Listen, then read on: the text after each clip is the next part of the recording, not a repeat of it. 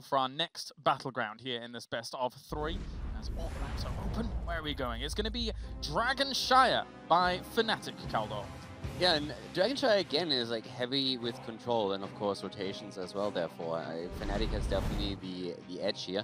The one thing that I really liked from Dark Sided though is the emotions on their end. When they got the initial kills in the last game, they just exploded, and you could really hear that they had a lot of fun. Skimmy was talking about it in the cast a little bit, that he basically told them, learn as much from that series as you can, do what you're used to do, what you do at home, and then learn and take away from the replays later. And I think that's absolutely what they need to do here.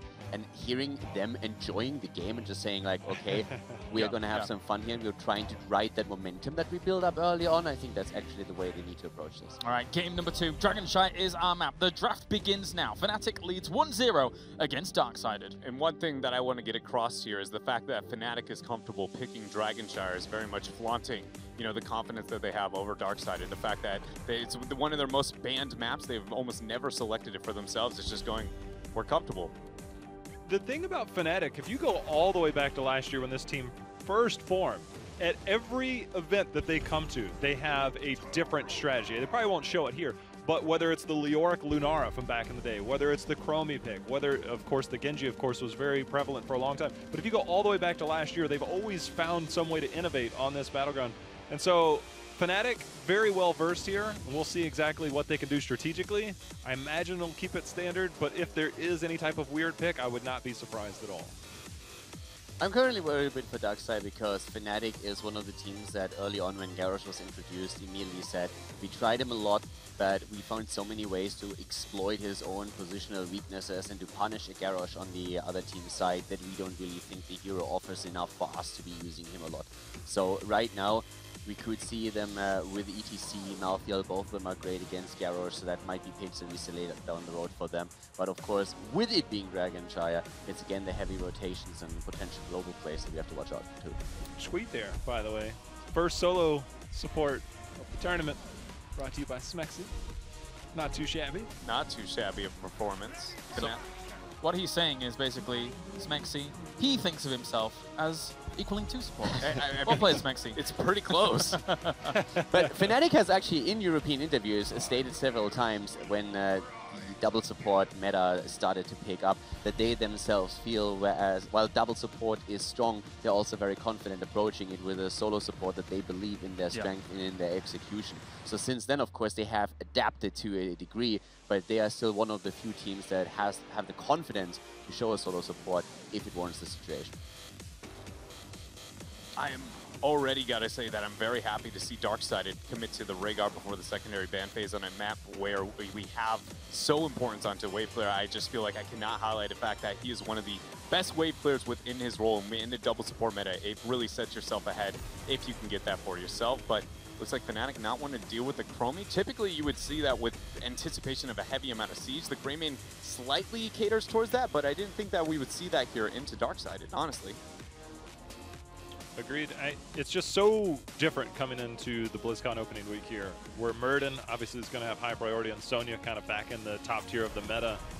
Uther going to be banned out there, but again, having this type of control all in the front line with Murden, with the new Murden, and the Sonya in the top lane, like the world is your oyster at this point. You can do whatever you want with this composition. The Chromie ban feels like the Fnatic has done. I mean, sometimes you have the high-level teams not really respecting too many of the lower teams, but it looks like they've kind of responded to what they saw from the ANZ region. Because if I recall correctly, there was a lot of control against that Chromie when it came to Nomia versus Darksided. You are very much correct. Haki is very much known to be kind of that Chromie. It feels like that is his kind of go-to hero overall. Yeah. You know, I was talking again to Darksided before these games. Ultimately, I got a bit of hint towards what they want to make happen today in terms of the heroes that they weren't comfortable unveiling it, but he was like, Haki is going to pop off today. Yeah. Like, look out for him. So immediately seeing that going into the Chromie ban, I'm like, oh, maybe, you know, everybody's got an eye on Haki a little bit more than at least I did at first glance here for Dark Sided.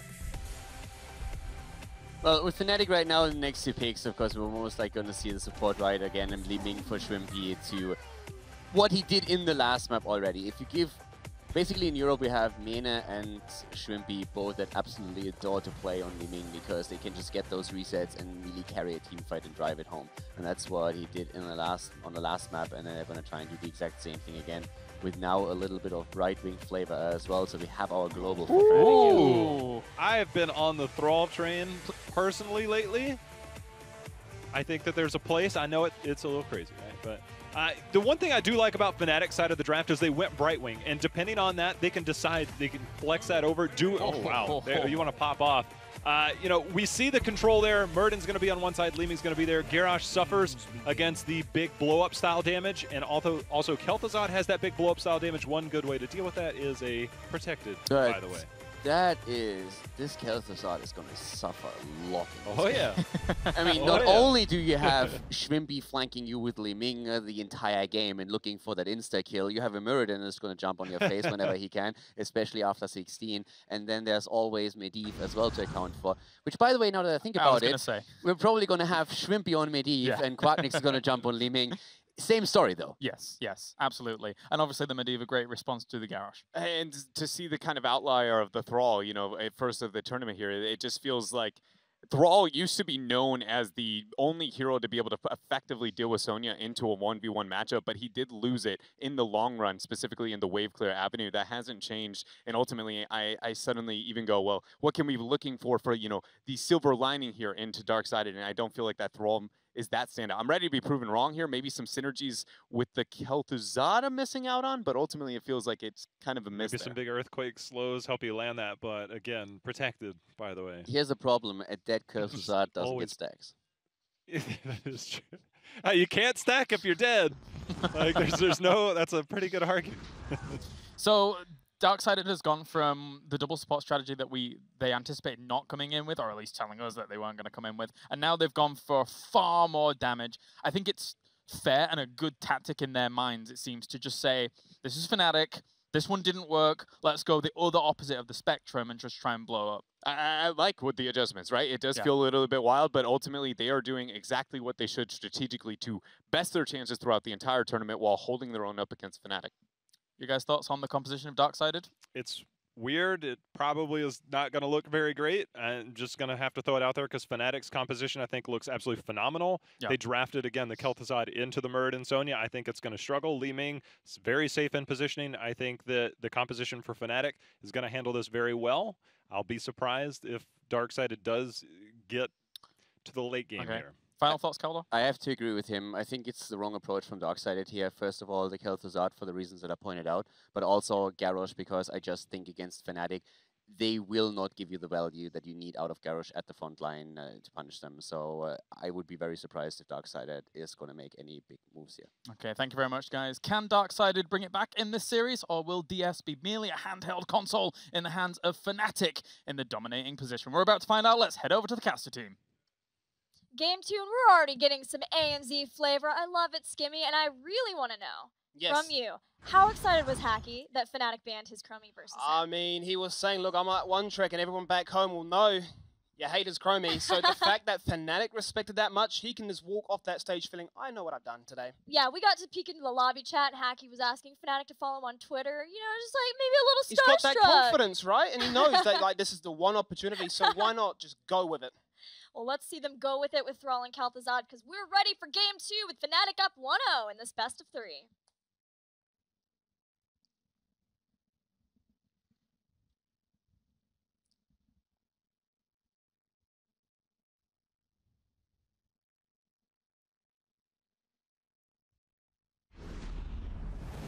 Game 2, Fnatic up 1-0, and they're taking us to Dragonshire. They are in the blue, with Breeze playing Muradin, Smexy playing Brightwing. We got Shwimpy's Medivh back, which means Quacknix will be playing Liming this time. And finally, Wubby hanging out in the top lane is Sonya. And on the right-hand side, once again, it is Team Dark-Sided. Demise this time playing his trusted Greymane Hacky on his Kel'Thuzad, Moops on Rhaegar. Session playing Frau, and Robadoba playing Garrosh. Ooh, we're getting fancy in here for Game 2. The Group B first match.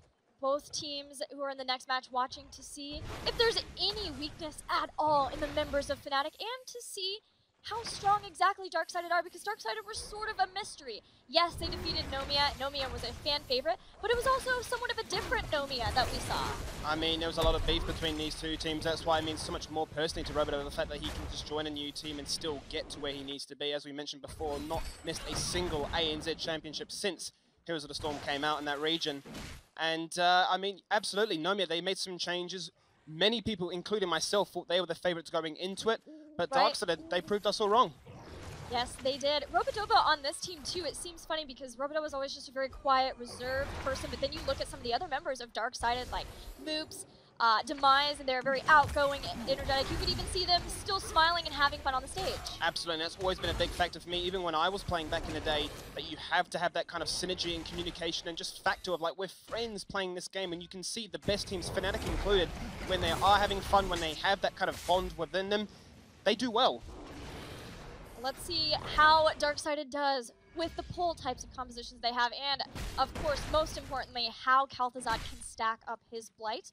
Currently has not been able to get a stack yet. We've seen Fnatic rotate opposite of them, and should be keeping an eye on them in his Raven form, just so that they can deny Kalthazat of being able to get that big burst, that 75% spell power that you get after the 30 stacks.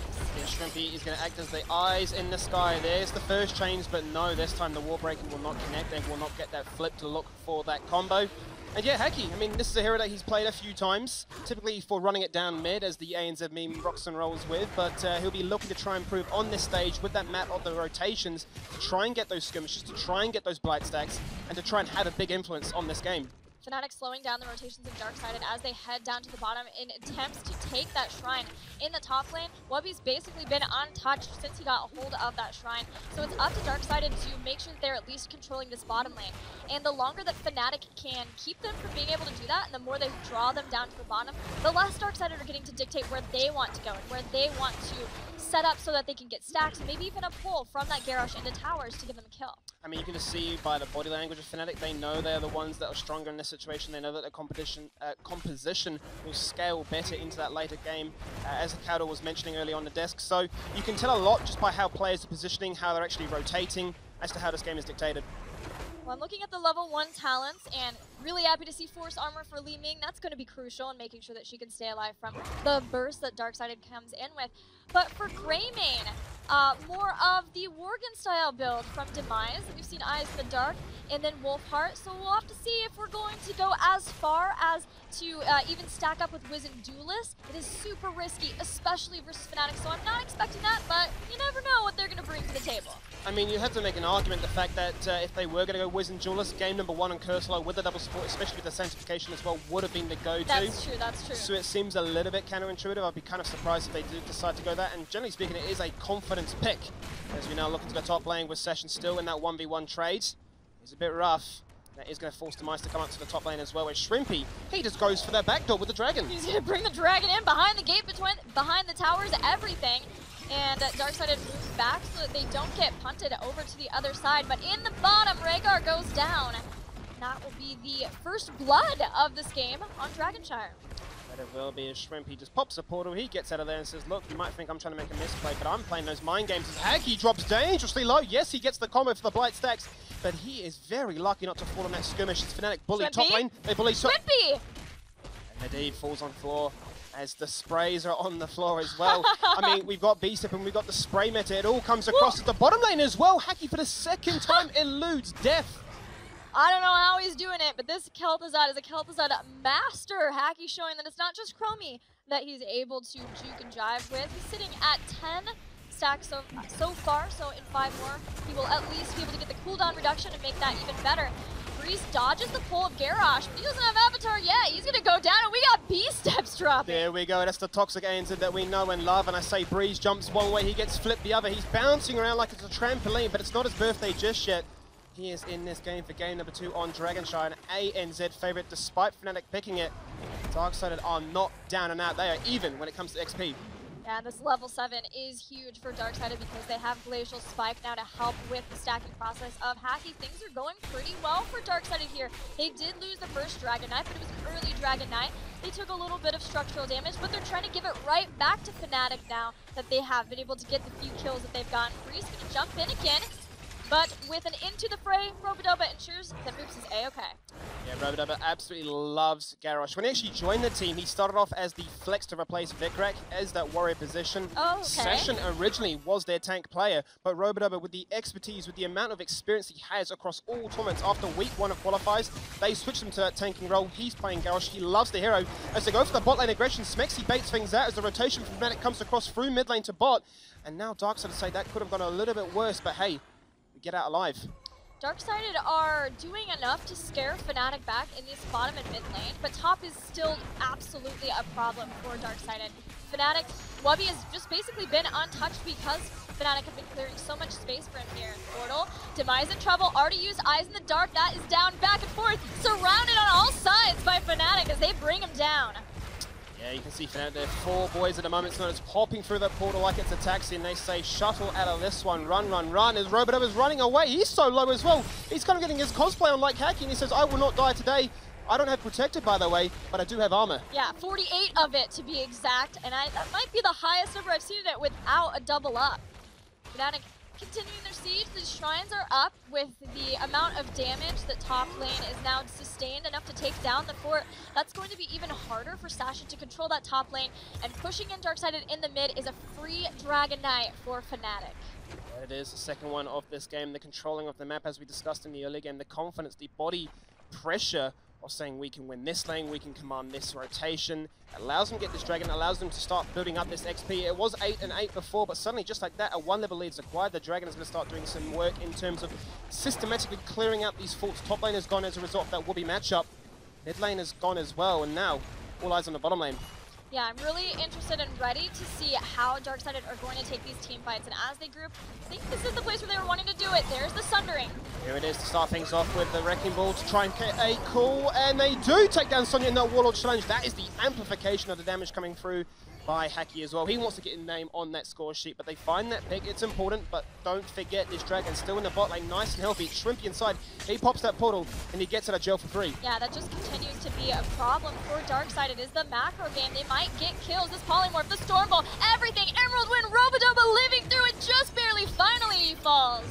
Without that tank, this is a very scary situation right now. No Sundering, that's going to be the leyline seal to start things off with. The Ancestral comes across onto Demise as he falls to the floor. No, it's going to be Moves that falls to the floor instead as both 2 members go down into the dark. He jukes out the stun and he gets away just like that, Gilly. Yeah, that is the nice thing of having Eyes in the Dark, and it has come in handy for Demise a couple of times. I didn't notice that. He gets some insane escapes whenever he is on the Greymane. I love watching Demise's Greymane. But this is still a problem for Darksided, as Fnatic have been able to take down all of the tier 1 structures now, as this fort just barely ticks down to death. It goes down. As we'd say back home, you could almost sneeze on it and it would fall over. Winter is coming as summer has now approached us back home. Everything's switched around, right? You know, we've got summer here, but the weather's far hotter in this side of the world than back home. Yeah, even though it's the end of October. I mean, I don't know how this weather works, man. You guys, like, you can stay inside all day, but it's 40 degrees. So, well, that's like we 120. wanted to make you feel more at home, Skimmy. It was all for you. It's all about that tan. It is. There's a storm ball. It's all about the damage, the crowd control, but this is kind of working out for Darksided so far. A lot of damage, a lot of overlaps, but no kills so far by Darksided, and that's allowing Fnatic just to turn things around on its head just like that. 2 kills, maybe. Can I get a 3rd kill? Yes, I can. Looking for a 4th, but Moops runs away, and Haki is on his boosters as well.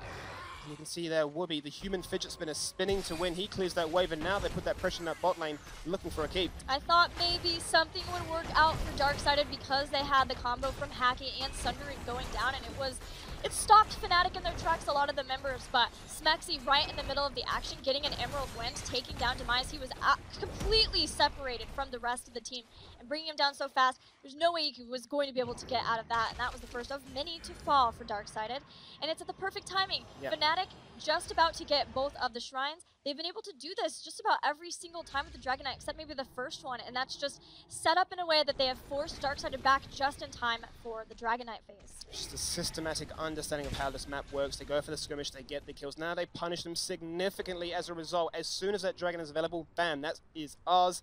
They collapse it. The only saving grace right now for Darksided is they get some giants to delay the inevitable, as Wubby with that dragon is looking for that keep in the bot lane, arguably the best lane to take. Schwimpy was flying around, it scared Dark Sided away. This keep is open for the taking from Fnatic as they clear out the Giants and step forward. But Schwimpy still in the mid, soaking up, looking for 16 for the 16 to 13 spike that they had in the last game too.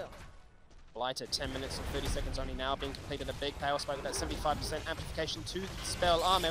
Will that be enough to try and delay what is happening so far as that keep falls on down to half? Whoopi down to 30% inside that Dragon Knight itself. 16 is there now, it's just being picked up. It's a big advantage for Fnatic to start working with.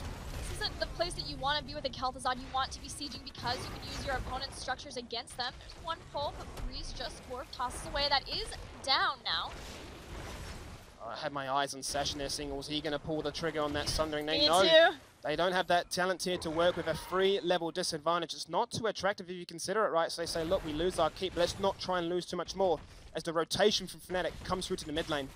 Yeah, going in for the engagement there, if they would have lost it, it was in a place where Fnatic just could have pushed right on into the core and finished off Dark Sided and the series.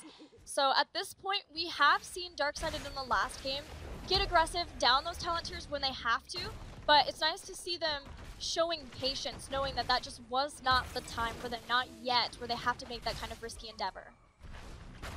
Now it's slow, calculated performance right now from Fnatic as they just go through to this mid lane. They're keeping these lanes consistently pushed out. You saw Demise for a second go to that top lane through that Death Bridge, making sure that not every single lane is against them. Obviously the continuous pressure in that bot lane will be a disadvantage for them to work with, and that once again works into sort of the same strategy that we saw coming out of Fnatic on the Cursed Hollow. We just beat you with rotations, we beat you with better map understandings. If you can never find that dream 5v5, there's never any chance for you to try and get that lucky team fight and get yourself back into this. Yeah, I'm looking at 16 and what that tier has to offer for Dark Sided, and it's definitely a lot for percent-based damage because you can get things like Alpha Wolf for Thrall, as well as the Alpha Killer for Greymane. So it may be that they want to try to punish Breeze when he's too far forward, but if that's the case, you're going to have to be able to pull him in after the Dwarf Toss or force the Dwarf Toss and then be in position that they can take him down after the fact. And I mean, you asked earlier in the cast, is it going to be the Wiz and Julius? We both thought it wouldn't be the best opportunity for that. He has gone for the human form instead, which will give him some mobility. We'll give him the ability to poke from afar before he tries to commit him, because if he does commit, he's got a lot of raw damage to meet him with. The Emerald Wind you discussed, you've got the Polymorph. Those are only a couple of crowd control abilities across the board that Fnatic have to run with. Yeah, I've seen that Quicksilver Bullet a lot more in Korea too.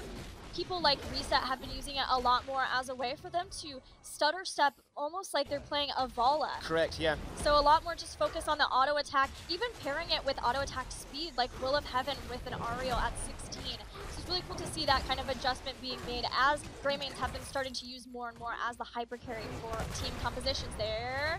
Look how close Dark Sided are for 16 right now. They open up the low line, still looking for that fight. Sundering comes across as well. Session super low. He's going to do whatever he can. Ancestral does connect. Right wing falls, mid D falls as well. Just like that, 2 kills are picked up.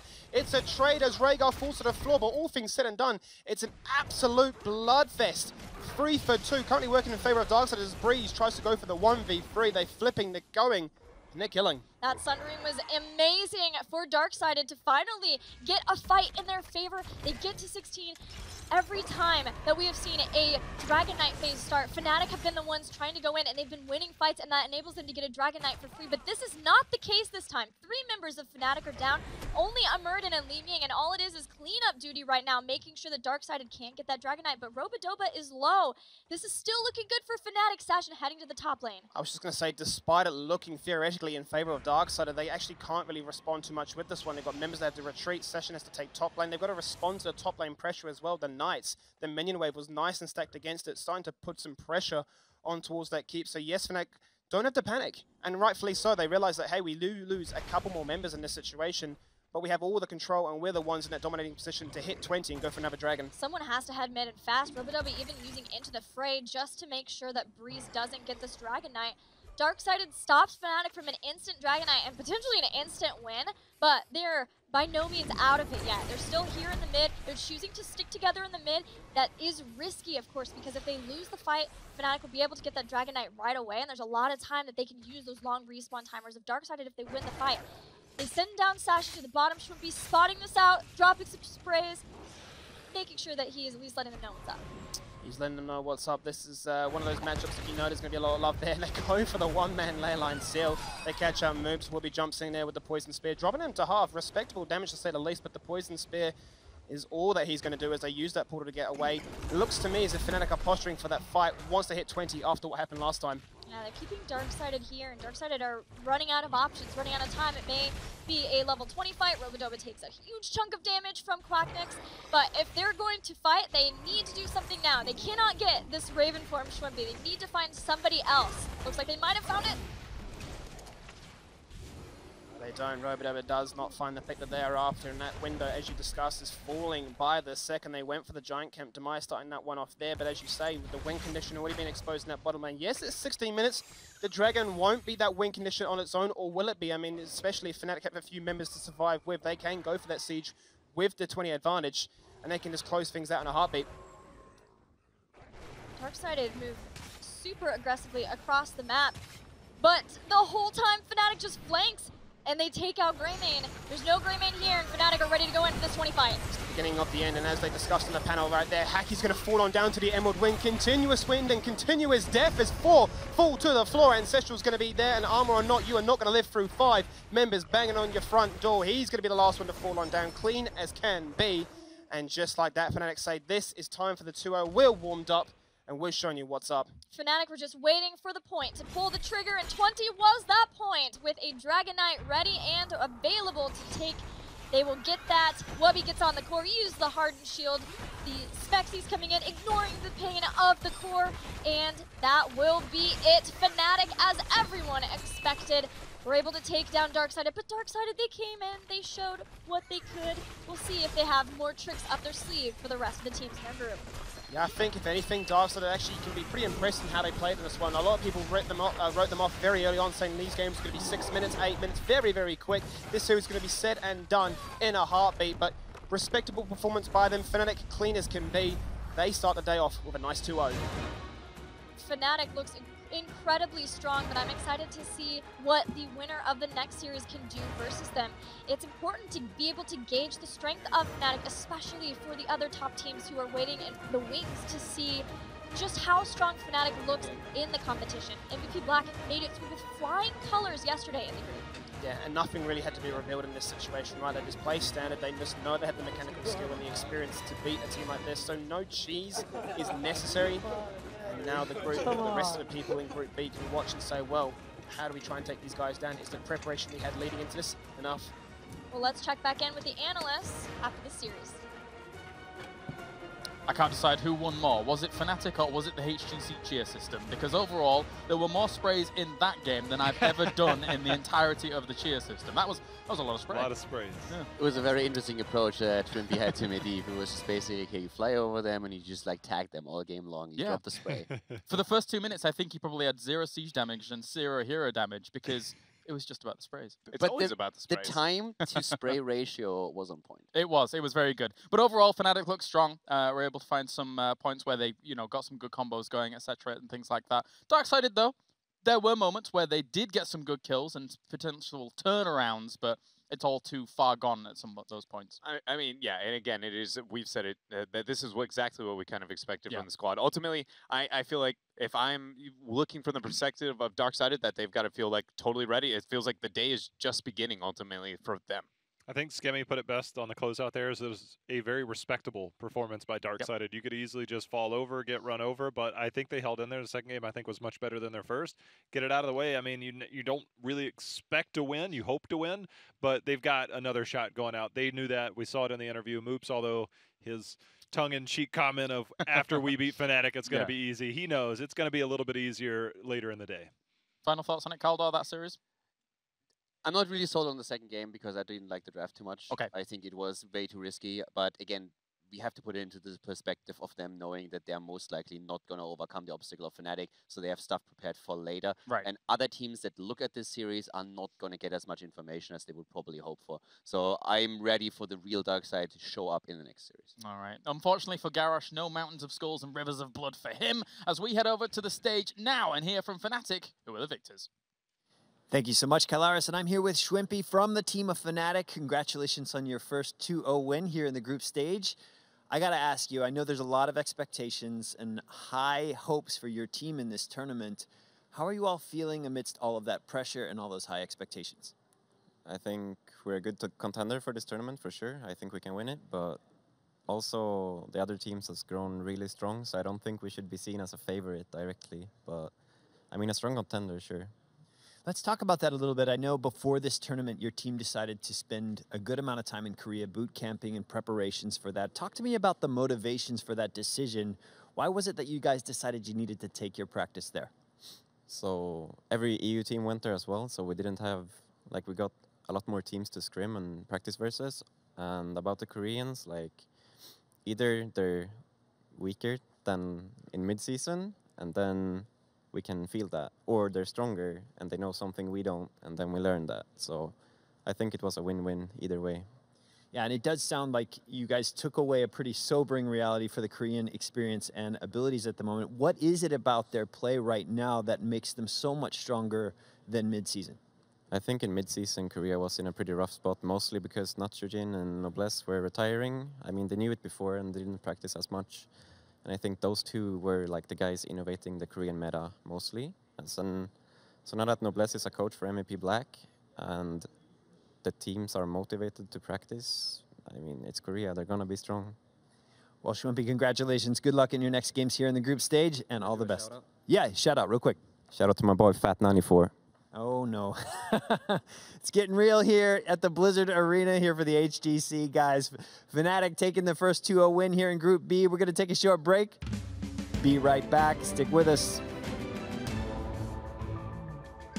Attack speed slow is going to be so good versus Dark Sided and the kind of damage that they're coming out. Not only that, Illidanu's gone down. Whoa! Wave of Force pulling in for a second kill. Fnatic. Happen, the stun comes out, the cleanse is better, but the damage, it just pops him. He can't do anything about that. Ancestral just too little, too late. Robodoba, no chance for the centrification. Koza got interrupted by the wave of Force, and just like that, one by one, they fall like dominoes. 2 down so far, but a triple kill is easy as 4 fall to the floor. And Breeze will jump on top for another kill on Rig.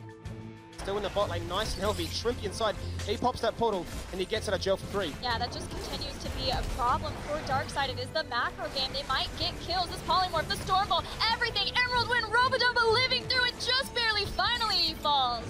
Without that tank, this is a very scary situation right now. No Sundering, that's going to be the leyline seal to start things off with. The Ancestral comes across onto Demise as he falls to the floor. No, it's going to be moves that falls to the floor instead as both 2 members go down into the dark. He jukes out the stun and he gets away just like that, Gilly. Aggressively across the map. But the whole time, Fnatic just flanks and they take out Greymane. There's no Greymane here, and Fnatic are ready to go into this 20 fight. Getting off the end, and as they discussed in the panel right there, Hacky's going to fall on down to the Emerald Wind. Continuous wind and continuous death as 4 fall to the floor. Ancestral's going to be there, and Armor or not, you are not going to live through 5 members banging on your front door. He's going to be the last one to fall on down, clean as can be. And just like that, Fnatic say this. The 2017 Heroes Global Championship Finals are brought to you in part by Republic of Gamers, Intel, T-Mobile, and NVIDIA.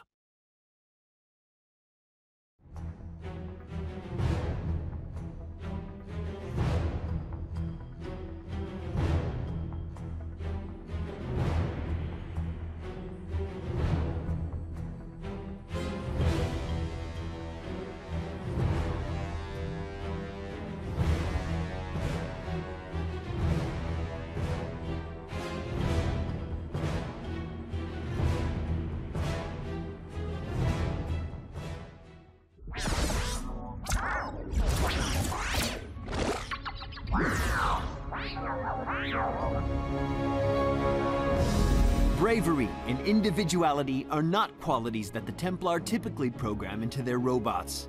But when the Protoss returned to take Ire back from the Zerg, one heroic probe saved the day by warping in a pylon that allowed reinforcements to join the battle. Now in the Nexus, Probius has gained a spark of life that matches his boundless sense of curiosity and adventure. Probius